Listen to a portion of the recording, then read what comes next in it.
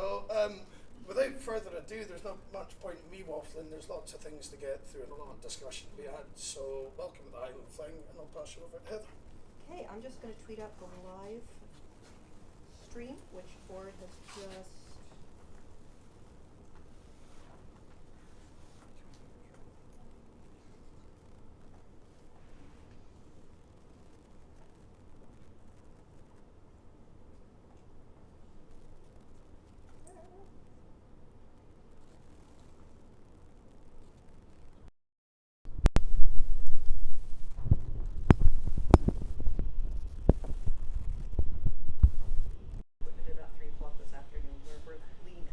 So thanks for this. If you know bank accounts and constitutions and manifestos and codes of conduct. And that's not because we're trying to run the show, that's because we're just trying to get all this sort of admin stuff out of the way so that you can get on with it. So what is Web Matters? Why do we need this? As Alan said, this has been something that's been needed since year dot. We're quite unique as an industry in that we're not organized. Every other industry in history, be it medicine or architectural or whatever, has been organized in a formal way. I started being really cognizant maybe 2 or 3 years ago of the fact that we were really sort of shooting ourselves in the foot as an industry in terms of our relationships with governments and legislation, specifically the laws and policies which shape our craft, whether all of those things. We as an industry don't actually participate in consultative processes that make the laws that shape our craft. They put out, oh, that's ridiculous, you know, this is a stupid law, I hate this. But what did we actually do to get the law to work? We didn't do anything. So it's that shape our craft, bucking the laws, and there's also called with client. I mean professionalism in terms of what clients do you work for. A dev conference in Austria that had a guest talk from Palantir, which is Peter Thiel's data mining conference. Now there's a lot about how to leverage, you know, our data mining process for your organization. There's also, you also hear things like Uber with the Gray Ball program, which is when they build a fake version of their app to target regulators. Now that's pretty horrible, but some developer said yes and made that app. So there's all sorts of issues of ethics and profession. Anyone can say, I know this, I know that.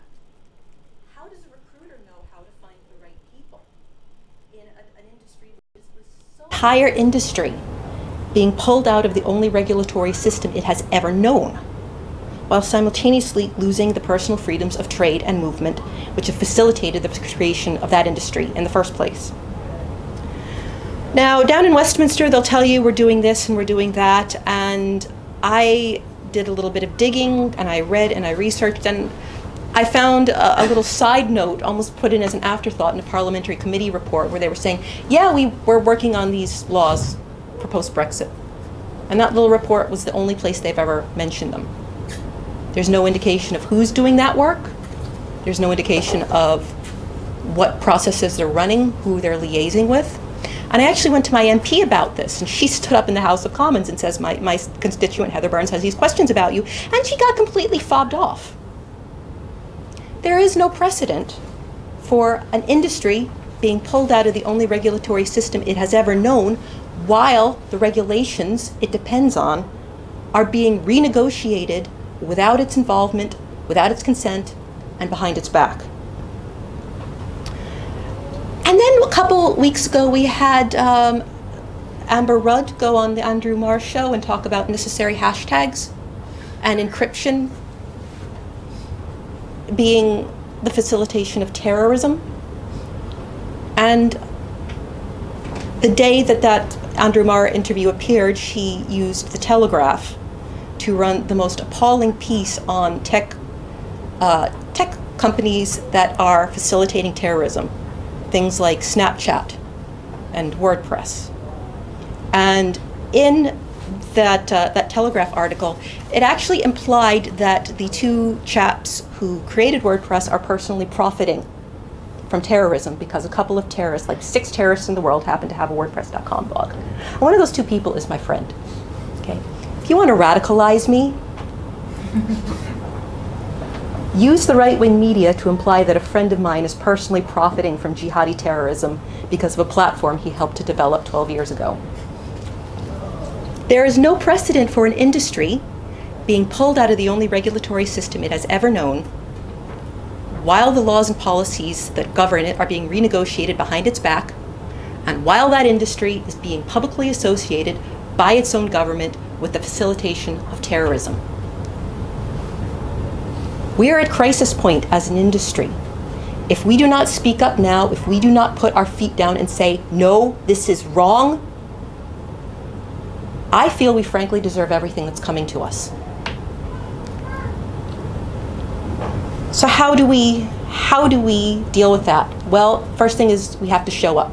We literally have to show up. And the way you show up to a government is through an industry body, whether that's to a consultation or through its retorting some stupid, ridiculous thing someone says on the Andrew Marr show who wouldn't know a hashtag if it bit her in the arse. Code of conduct, sorry. You can go to a government and liaise with them as an individual, but we all know what they say about individuals. Unless you're Tim Berners-Lee, if you go to a government and state your opinion, your voice has just that. It's your personal opinion. Governments work through industry bodies, and again, it's how every other industry in the world has worked for centuries. If government is making a law affecting NHS, they consult with the BMA, with the nurses, doctors, with everything. If a law was, if government was proposing a policy about the NHS or about health without the involvement of those industry bodies, they'd be apoplectic and they'd go on strike. Quite right. We don't even have the bodies to show up. So the time is now. I mean, what is it going to take for us to organize? There's no trade body focused on what we do. There are a couple of trade bodies which represent digital and tech ostensibly, but none of them speak for people like us. Some of them are, well, most of them are very corporate focused. There's a major one down south, but it's invitation only. You can't join them. They invite you to join. And that's all well and good if you're Google or Facebook or wherever. But what about people like us, freelancers, self-employed, people who might have 3 different jobs in a year, people who might never have an employer?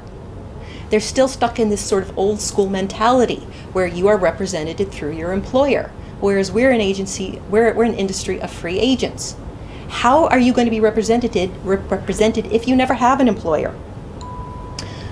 There's outside expectations for us to do this. I've had debates with, I remember last year I was dealing with the whole VATMOS fiasco, and I got a lot of horrible blowback from accountants. I had one say to me that we are irresponsible as an industry because we should have known about this. Well, how did she know about this? Because she's a member of an industry body. She's carried a card in her wallet since college that says, I am a chartered accountant, this is my number.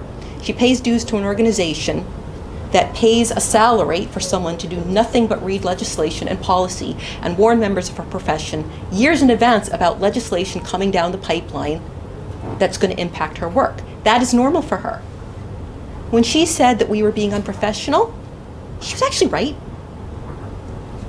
It absolutely should not happen that the only way you find out about a piece of legislation or a stupid political decision affecting your work is through Twitter, because you happen to follow someone who knows about it. That's insane. It's absolutely bloody insane. And for us, it's normal. So whether we like it or not, we have to start playing the policy game by their rules in the way they expect us to do it. And the way to do that is through an organized industry body. It's so bad for us that there are actually fake industry bodies. There are any number of websites that are associations or organizations, and all they are money-spinning directories that you pay X amount per year, and you get your name in a directory. and you pay a little bit more and you get a premium listing. And I was doing a little bit of research in the Mitchell in Glasgow, which has a really nice a little area for startups. It's a business reference section if you're starting up a business. And I picked up a brochure that said how to find a web designer or developer. So this is where startups go when they're looking. And the brochure said, if you're looking for a web designer or developer for your business, search the member directories of trade organizations, such as the www. whatever. Now, the trade organization they referenced is one of these pay-per-inclusion directories. It's not a trade organization. But the outside world is so accustomed to the idea of working through industry bodies, they just assumed how that works. And the funny thing is, when we were sort of taking this idea past pub chat, Ord went to a certain Scottish business support agency. No need to mention names. And we were just kind of throwing out the idea of where do we look to as a model? And that business agency suggested that same directory. It's like, why don't you go look and see what they're doing? And it was like, oh my God, they're dishing out business advice based on a Google search. It's not a trade body, it's not an industry organization, it's a pay-per-inclusion membership directory. So again, if we don't show up and do it, others will. We're not even going to get into the low quality of existing bodies. Let's just keep this positive. So there's all these issues that have come to the forefront about professionalism, about standards and ethics, about political organization. And let's give credit where credit is due. Donald Trump and Theresa May have done more to get our industry thinking about the future of our industry in a year than any amount of talking and preaching any of us could have done. We need to do this now to save our industry. We need to have a voice. We need to stand up and speak for ourselves. And Web Matters can't do this on its own, but we can damn well have a good try at it. So we're not here to run Web Matters. This is not our show. We've just done the work. We envision this on sort of a model, if you know the WordPress community, where there's sort of a central core that provides the resources and assistance for you. But you start your own local chapter and you do the work. So that when you want to have a say in a law and you're in Leeds, you get all the developers in your network together, you work on it together, you feed that up, and when the government puts a consultation through that says, how does this law work? We can respond as tech professionals with our tech knowledge and the voice of hundreds and thousands and have a say in a law that affects us. When someone goes on the Andrew Marr show and just talks utter rubbish, within hours, a responsible industry body would have a retort to that press conference up on their website. That's what they do. When you watch your fellow developers doing things they really shouldn't be doing, like coding a fake app to fool the regulators, why can't we call them out for that? Why can't we say, what was your code of ethics you brought to your job? Maybe we can work on that as well. But again, this isn't our show, and we're here to just explain what we'd like to do, and then we're going to turn it over to you. We want to hear from you tonight. What do you need? What do you want? How can we support you in that? Ord, are you ready to? Yeah? Yeah.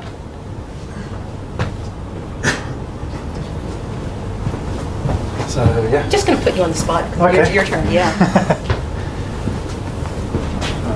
Turn to go blind. Yeah. Yeah, they're quite a bright light from that projector. So, yes, Heather's given the case of why we need to do this. So, when I started looking into it, spoke to MSP on the Economy, Jobs and Fair Work Committee at Holyrood. So that would be the one that would deal with the tech industry. And asked him about it, and he said, yeah, not aware of anything like that at the moment. So sounds like a good idea. Get on with it. And I was like, well, what do we need to do? He said, well, basically, you set yourself up as an industry body, you get people behind you, and you come and register with us. That's it. There's no magic formula. There's no secret handshake or like that. It's you get on and do it, and then you present yourself to them, and then you start formally engaging. But one of the key things took away from the conversation we had with them is that industry bodies create their own legitimacy. So as parliamentarians, they are democratically elected. That's a system they recognise. So if you have a large membership, you are representative, and you're clearly going about things the right way, you will be seen as legitimate. If it's just a bunch of rich company directors, golfing club, then they're not going to take you seriously, because it's pretty obvious that's what you are. So that's where we got to, is like, right, okay, we get on with it. So looking into it, essentially what we need is we need a limited company to run that, do that as a company limited by guarantee.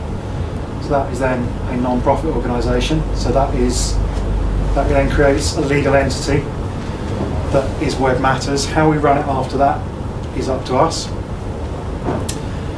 So what we're looking at is a strongly member-driven.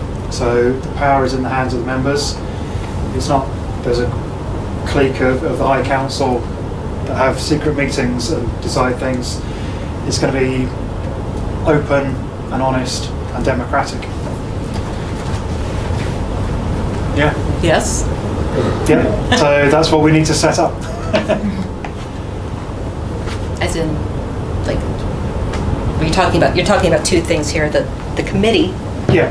which somebody's got to run the work on a day-to-day basis. Which, by the way, we're not getting paid for this.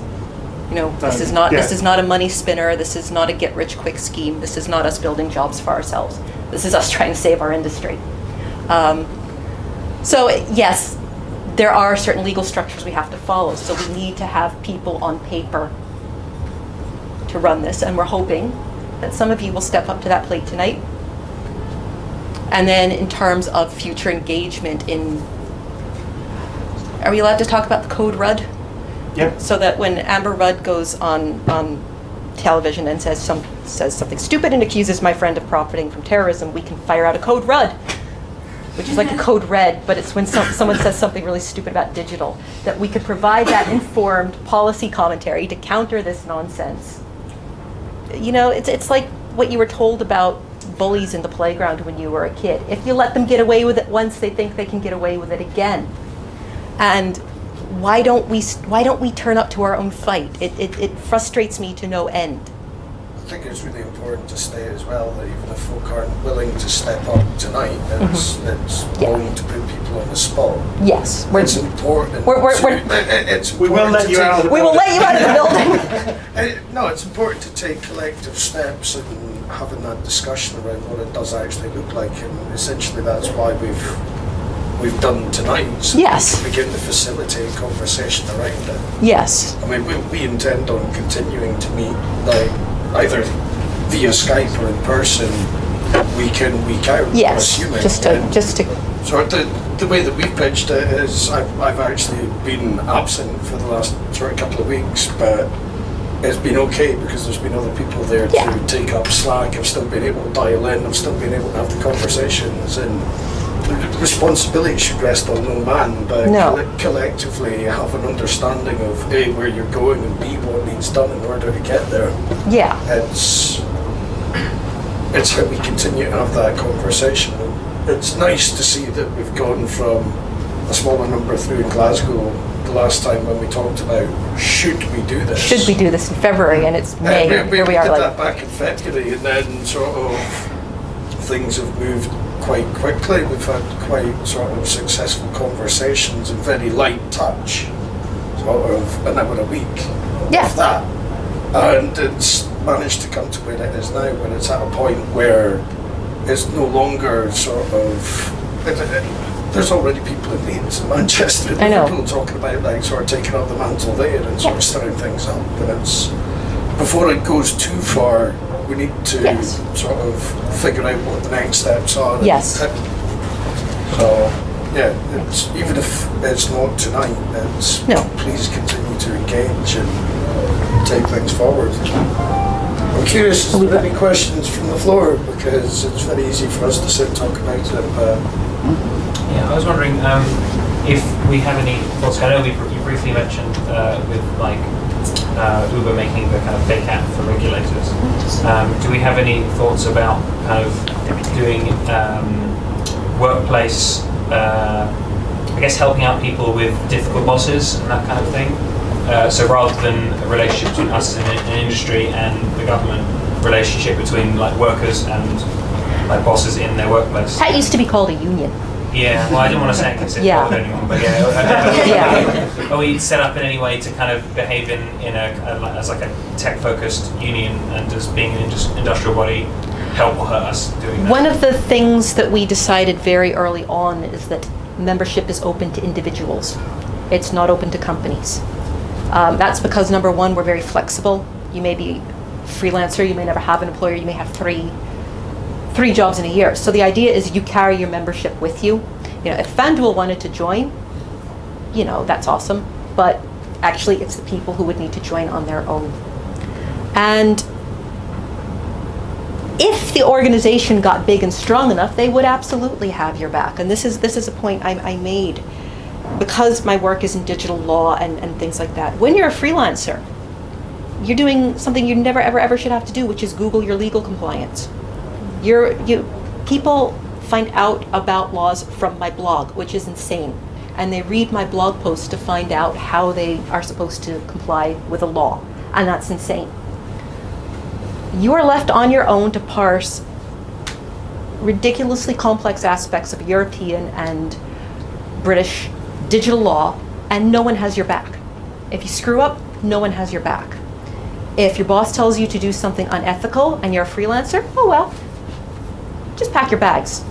So we can't make any guarantees about that, but one of the things that has motivated us is the sense that we have gone through our entire adult lives with no one having our back. So maybe just knowing that we are there for you, that you would have a question to run by, that a really difficult boss could get a call from a representative of Web Matters saying, I understand there's an issue here. I think one of the key things, and this is why I set the fling up back in like 2007, it's not a chastisation thing, it's an education thing. Yeah. And it's collectively we have a responsibility to try and educate the people around us to make the workplace better.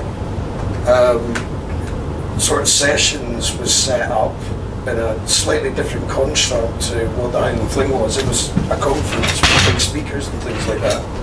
Sessions, we want to actively have an open discussion about all the different people that work in web, whether it's like sort of finance people that are sort of behind purchasing, someone that's running a project that hasn't got experience in web. It's about education and all.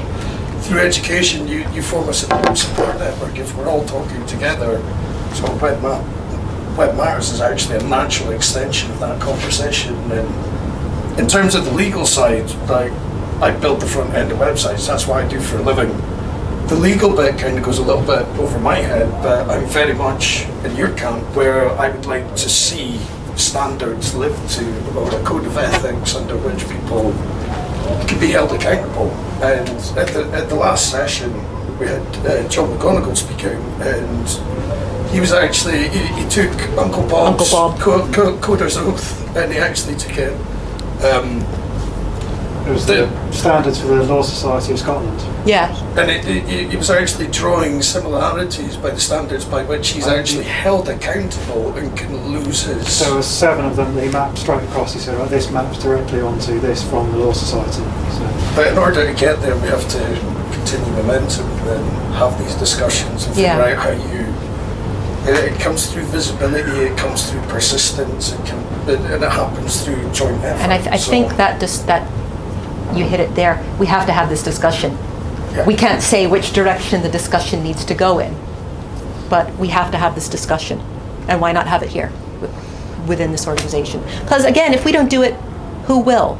You know, will the tech bodies that are focused on award ceremonies and golf events do it? No, they're not. Will the ones down south that have really gorgeous offices and lots of connections in Whitehall do it? No, they won't. This is about us.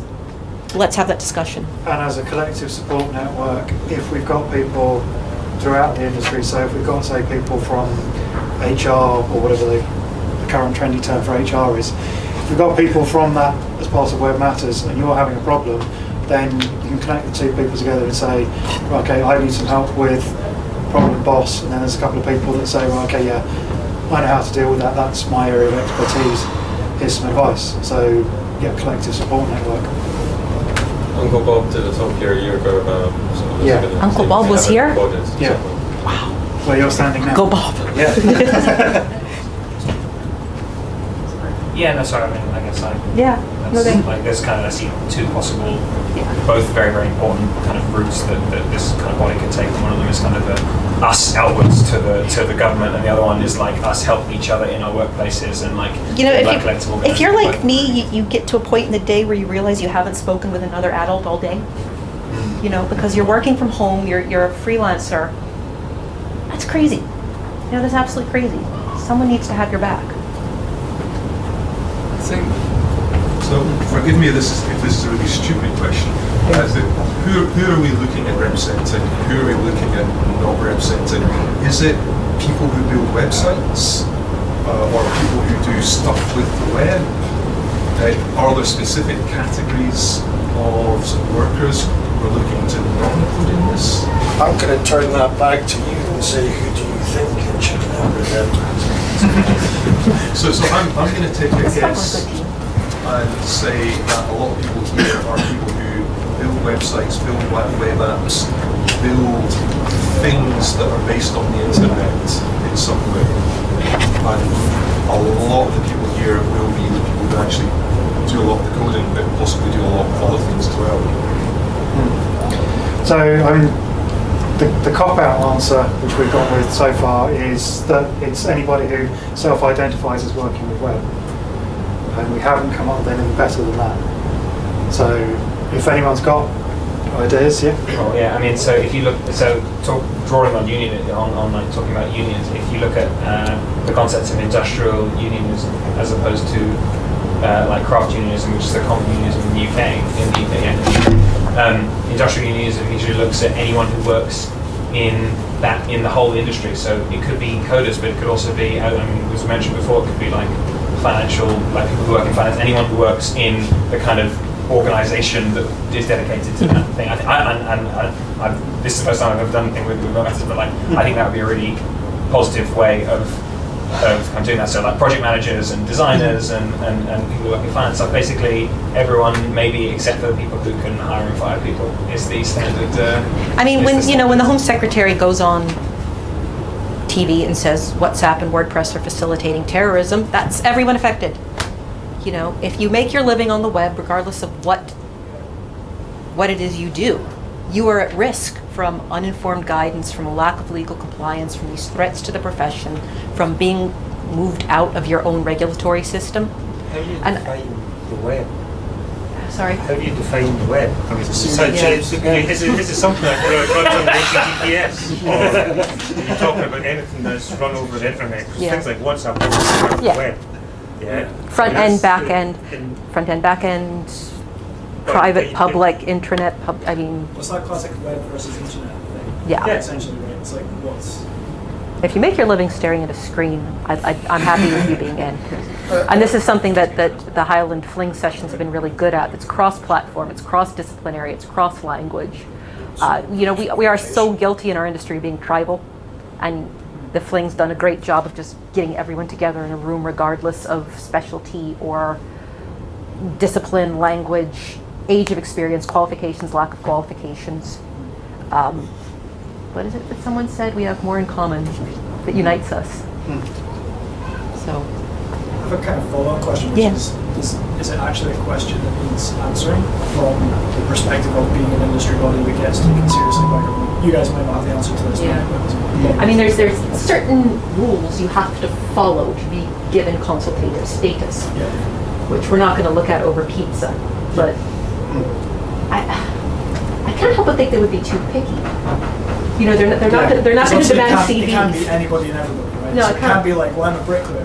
Well, I mean, this is I have a why website. this is why we have a lawyer looking at our draft constitution, and this is again the boring admin Yeah. stuff. It may be that we have to have a constitution saying that our membership is drawn from X, and we have a EGM and things like that. That's the important thing. But if we present a consultation response to the Scottish Parliament, they're not going to say, show us your CVs. Sure. I think it falls under the category if you're involved in the creation of the web, whether that be sort of copywriters, whether that be someone that actually manages their own website. Technically, they're publishing for the web, and sort of anyone that falls under that may need the support. Do app developers fall under that? Absolutely. Because Absolutely. that's, I mean, Absolutely. Sorry. you have to be really clear about what it is, because it's a really amorphous term, the web. Because it flips between people building apps, things like WhatsApp or whatever, which is certainly not the web. It uses a different technologies. So, would that actually preclude us from having an opinion? No, not at all. Expressing No, what I'm trying to say is you've got to be very clear about what you're trying to say, because when you go to business people, industry bodies, that's what they'll just drive straight through and say, well, that's not this. I did a Split and talk. divide. I did a talk last month to a mobile developers conference, and I asked the question of my audience, okay, how many of you have heard of privacy by design, PBD? And not one person raised their hand. Now, PBD is an existing framework that's been around for 10 years, just about, but it's also part of the new data protection regulation. And this room full of very, very clever people hadn't heard of either the ethical side or the legal side. And these weren't freelancers. This was like the BBC, Facebook, Google. None of them had a clue. Where are they going to get that information from? We're almost in cloud cuckoo land territory about what we do every day and where the gaps in our knowledge are and where we access the resources from. And it just sort of drove home to me that, we do things in this industry like no other industry does. And that's not a good thing. Yeah, so when I was doing research into this, just going through on Wikipedia a list of trade bodies in the UK, and there's one for fish and chips, there's one for The Scottish nail Salmon Smokers technicians. Association. Yeah, so it's not that this is an amazing thing that no one's ever seen of before. The amazing thing is that no one's ever done it for us before. No. It's unusual not to have an industry body. So advertising have multiple ones that take different aspects of advertising. So, yeah.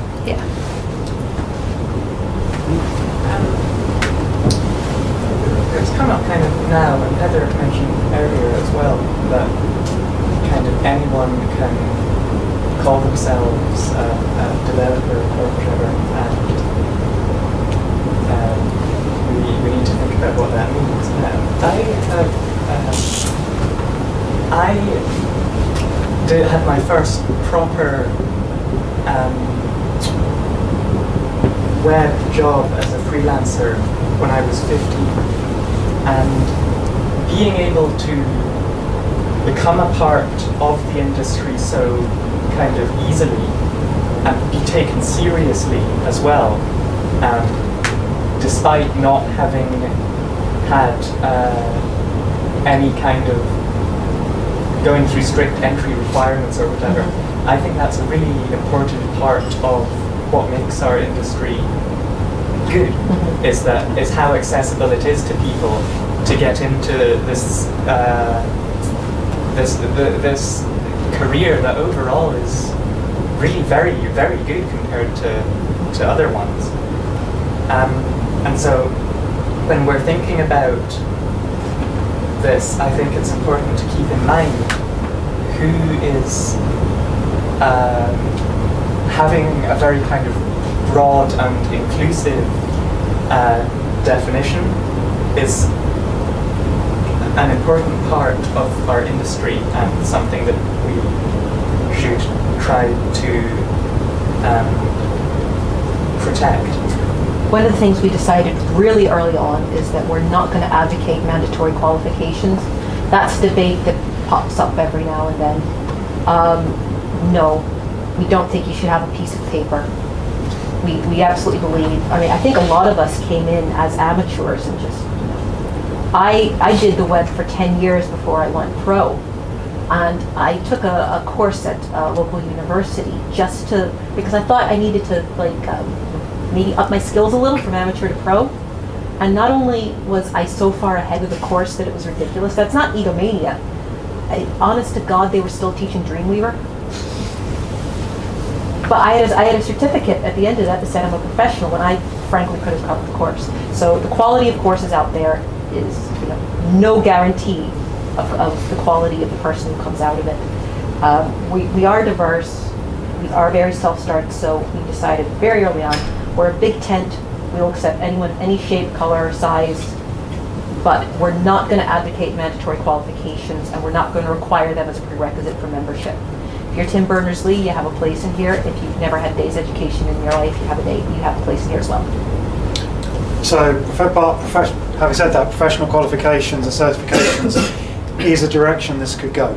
So that's not what we're setting out to do, but by setting up as a member-driven organisation, if there is a sufficient demand from the membership that say this is something we feel Web Matters should do, then on membership, if that's what they want to do, then that's something we can do and discuss. And maybe down the road, if someone is taking money to put on a course that's teaching Dreamweaver, who's going to stop that?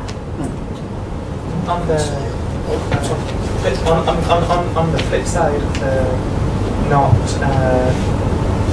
doing qualifications or whatever, there very much could also be a place for Web Matters endorsed or provided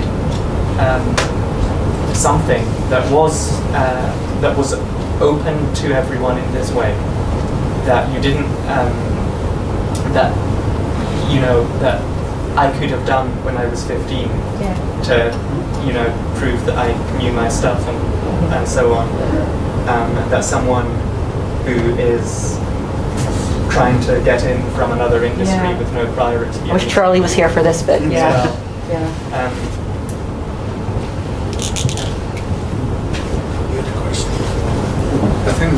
I think the one thing that I've seen throughout the time that I worked in the web that's always surprised me is that, and I think the one thing that this organisation can potentially offer is advice on sort of pricing, especially when people are starting out. Because I'm just blown away by how much agencies and things will exploit people. You'd have to be very careful there, Ben, because any group of people within one industry discussing pricing can be construed as cartel behavior. Yeah, but surely you could map out. Surely you can go to. You can apply what you would do is do a member survey. You can do a survey of salaries and things like that. So the Association of Illustrators, actually, which I'm also a member of, which is kind of it's a legal standing body. They've got a thing that basically it breaks down. It explains how you would break down a year. If you're working a year, you've got this much experience. You should be hypothetically. You could be, and then you just kind of map that. And that will be drawn from the data of their membership. And also giving some people just an idea of what the ballpark of things is, because it's just I think that people just are really badly treated, and it forces. It kind of you're on a race to the bottom all the time. You've brought up something we forgot to mention at the beginning. That's one of our goals as an organization, which is to count us, literally. Because this is a major issue in digital. And I've been kind of ranting about this for years. Apologies to anyone who's ever gotten stuck with me in a pub at 11 at night and has gotten this. I'm going to do it again. Part of the problem in digital is that we don't know how many people work in digital. We genuinely don't. And the reason for that is that industry activity is counted by these official government taxonomies. And they are not updated very often. The last time the government industrial taxonomy was updated was in 2007. And there was a research study done in 2013 which into the digital economy, certainly in the UK. And they found that basically the entire digital economy is not counted in our economic statistics because the taxonomies don't exist. Most digital economic activity in the UK is officially defined as other. So if you work on the web, you may actually count as other. And there's been 3 government studies done since then about how do we count the digital economy while waiting for these complex international taxonomies to have their once in a generation update. And you get into questions like, how do you count the digital economy? What is the economic classification of an Uber ride?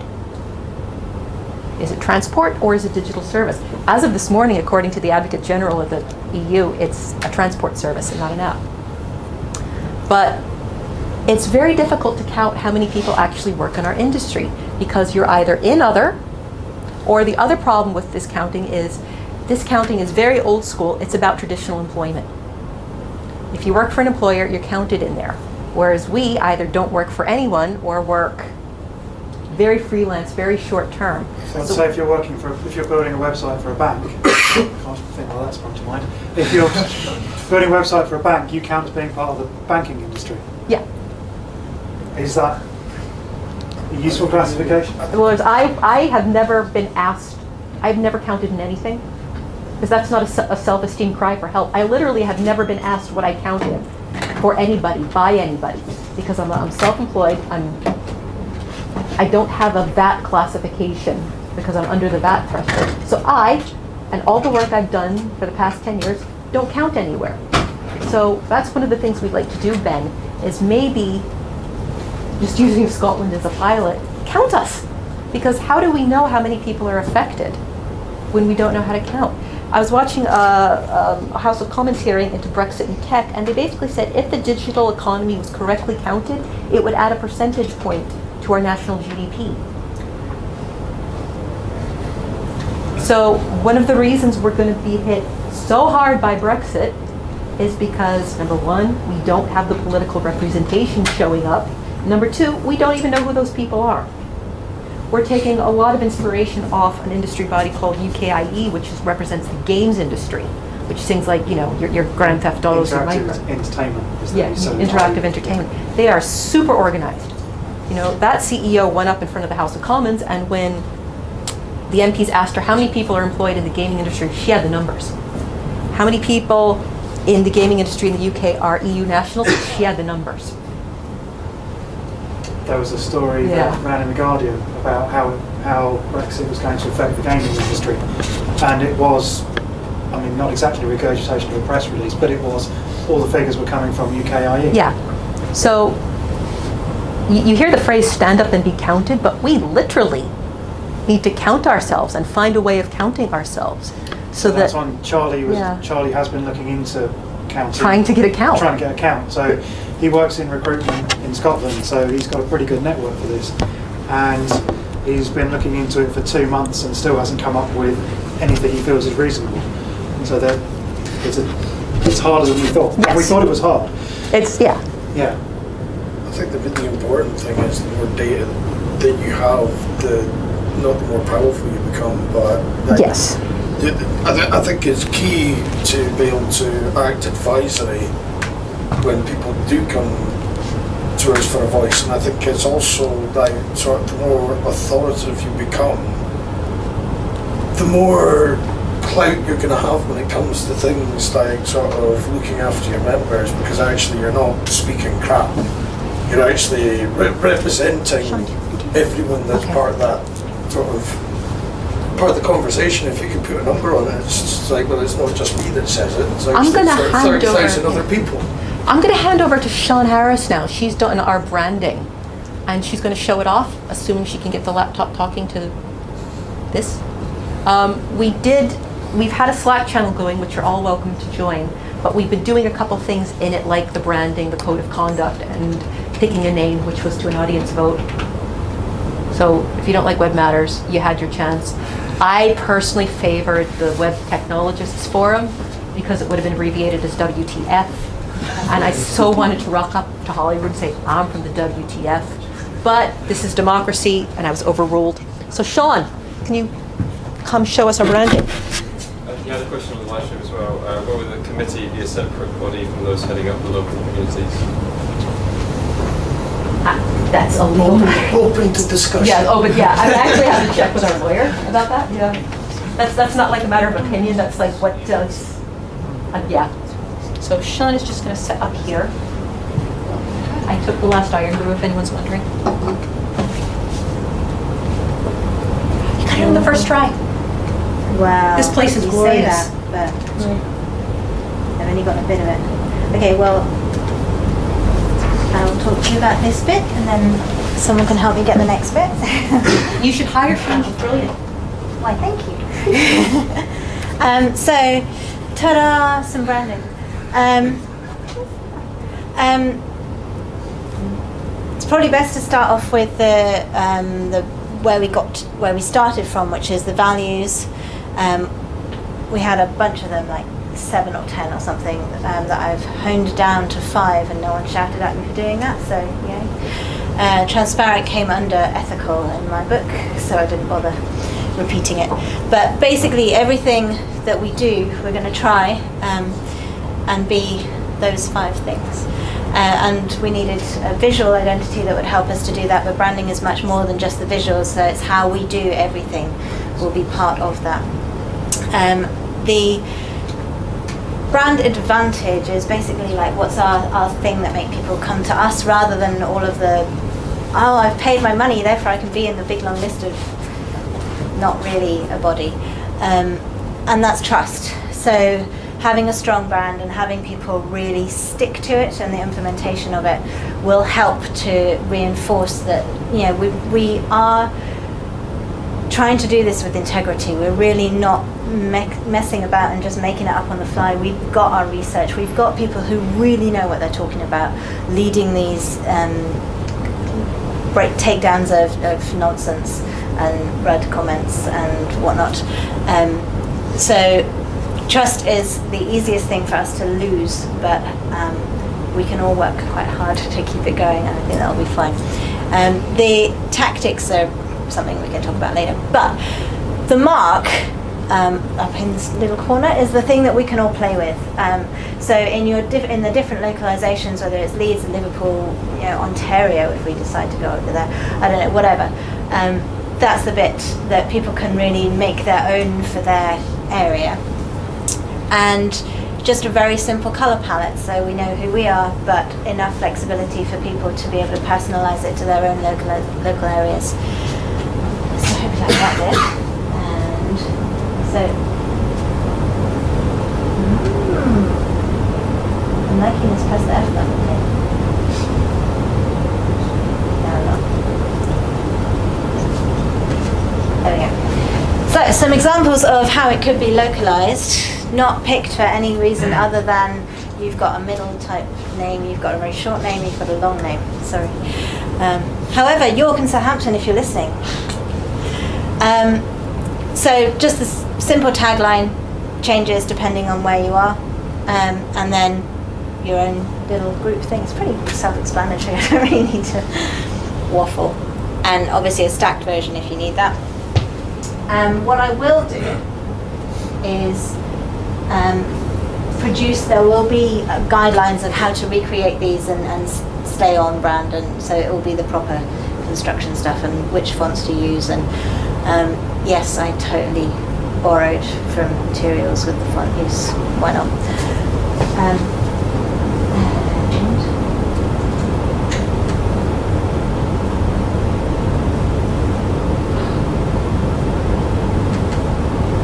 That's how it could look, perhaps, as we extend out into papers for the press or books that people want to learn about or whatever. That's it, basically. I've tried to come up with a mark that has teeth, because as a body that's what we want.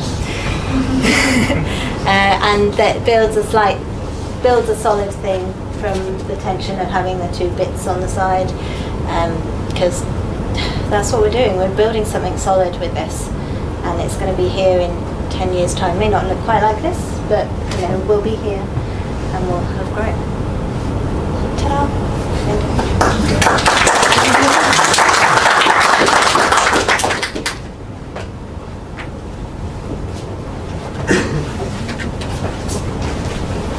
We are expecting pizza any minute. Hey. And well, we understand if you have to leave. And we're not going to stop you at the door. But we want to talk to everyone tonight. So please make sure you talk to one of us, me, Alan, Ord. Talk to us about what you want to achieve. Talk to us about what you need us to do for you. Talk to us about what you could do for us. So please don't leave without that. If you do have to leave, ping us in our Slack channel or just tweet one of us. This is for you. Again, it's not for us. We want to put the system in place to support you and get you through these next few years, and we can't do it without you. So the important thing is it means something different to everybody. yeah, it does. Yeah. And it's trying to holistically understand what that means. Define it so that you can go to business and go to the government. I don't think we need to define it. I think we need to understand what it is. We need to understand the collection of people that we're actually representing. Yeah. I don't think we do. I think what we need to first do is understand who we're representing. Because what's the point of representation if you don't understand the demographic you're and if someone identifies, like through building apps and things like that, if they identify the web and they're willing to come along to the conversations, be represented and drive representation, by all means, they should be part of this discussion. Of course, I agree. But what I'm saying is that when you go to government and you go to industry, you have to be able to say this is who we represent. And being inclusive to everybody is great, yeah, but you've got to define that everybody means these people. I agree. Yeah. Absolutely. Any more questions? Your next step, sorry. Order mentioned earlier that the MSP said you need to represent people to get credibility. Are you going? We've been asked if we see ourselves as being a Scottish organisation. We absolutely don't. We happen to be here, and we also happen to be dealing with if we have another independence referendum, that's going to raise a whole host of political representation issues. So we're physically here, and we're going to seek consultative status with Holyrood. We also, once we feel we're ready, we'll seek that step with Westminster, and as and when necessary with the European Commission. Because there's a really great model to follow in terms of the EU Bad Action Campaign, who were a single issue digital industry body, which went from first discussion to consultative status in less than 6 months to deal with a specific issue. So you see this becoming a European-wide body? Not European-wide, but to deal with European legislation. So whatever shape Brexit takes, our industry needs to have a voice in that. And with all due respect, someone in the City of London who's really well connected, but corporate, isn't speaking for you and me. And as an industry body here in Scotland, which is kind of focused on paying its own bills, isn't focused on you or me.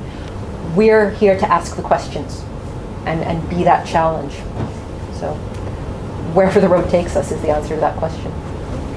Presumably you're trying to obviously get more people involved as well. Yeah, we will go where we're told. We will do what we're told. We will focus on what we need. Jump on board. Red Warriors leading us. Any other questions?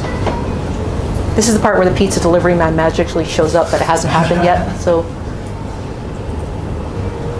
do you think we're going in the right direction with sort of, I mean, ultimately we've come here to sort of say, well, this is where we've been going. Are we barking up the wrong tree? yeah, I mean, just tell us, and we'll, if we're barking up the wrong tree, tell us and we'll go home or we'll go to the pub. Yeah. Please. So any more? I mean, there's been a lot of good chat about what we can do with consultative status and so on, which is really positive with like a 2-year horizon. So yeah. You mentioned, you wrote the blog post that kind of started the discussion, kind of, or you or someone else, it was one of us. I think we all had to say. Yeah, but was being on the government's work in like 2 years plus, 2 years minimum. Yeah. Well, that was Ord's conversation with yeah. Yeah, and that's really important. But in terms of like immediate kind of disputes, so I'm thinking like can't remember which airport it was in the US. The taxi strike that Uber scouted them. Sorry. JFK. Yeah. So when Trump's Muslim app was coming in, and taxi drivers were like, we're not gonna ship people to and from this airport. We're gonna shut it down. And Uber were like, well, lots of money to be made here. We'll throw surge pricing wherever it was they did. That's the kind of thing that requires a kind of different approach, and I think something that's been useful if you look at perhaps one of the best represented industries in the UK in terms of individual workers, which is the train union. So the RMT has won unprecedentedly in disputes in recent times. So while